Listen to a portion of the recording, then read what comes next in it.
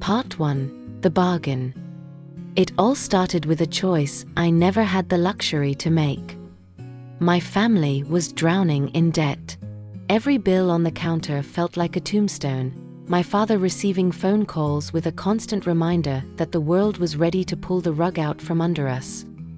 My parents tried to stay calm, but I could see the strain in their eyes, the way their hands trembled when they counted pennies, the hollow sound of their sighs in quiet moments.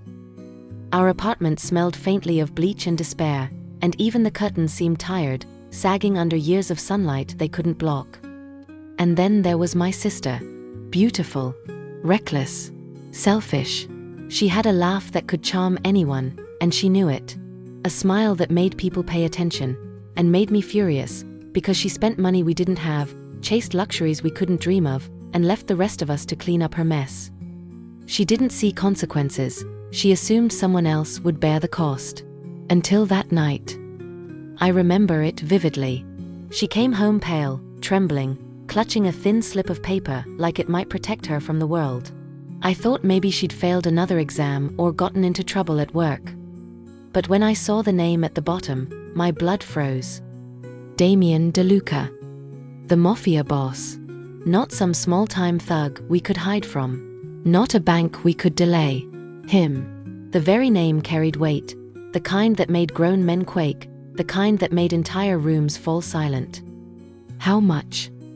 My voice was barely audible, throat raw as sandpaper. Her lips trembled. More than we could ever repay, she whispered. Tears welled in her eyes. I wanted to scream, shake her, tell her how foolish she'd been, but fear rooted me in place. The fear wasn't just for money, it was for life.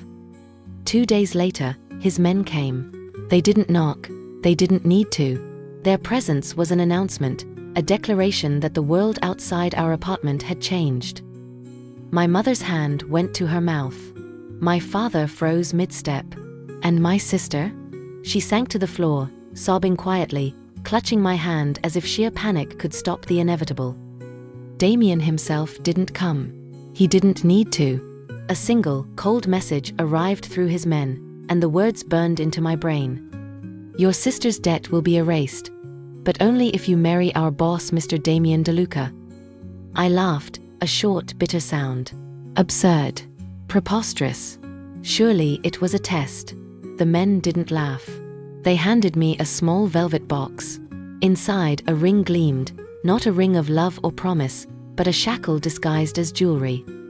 I looked at my sister, tears streaking her cheeks. Say yes, she begged. Please, save me. And I, desperate, terrified, trapped, agreed. The wedding happened within a week. No music, no white dress, no vows of love. Just fear, and the heavy knowledge that my life had been traded like a commodity.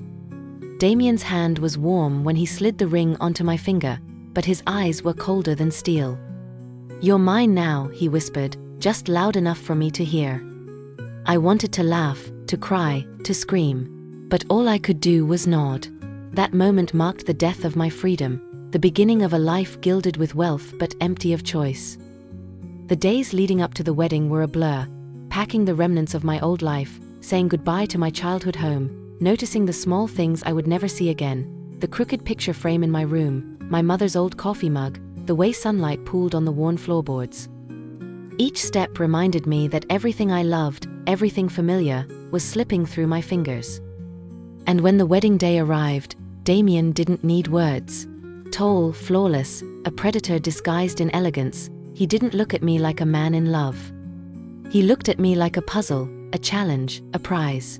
The thought made my stomach turn. I married him not for love, not for desire, but for survival.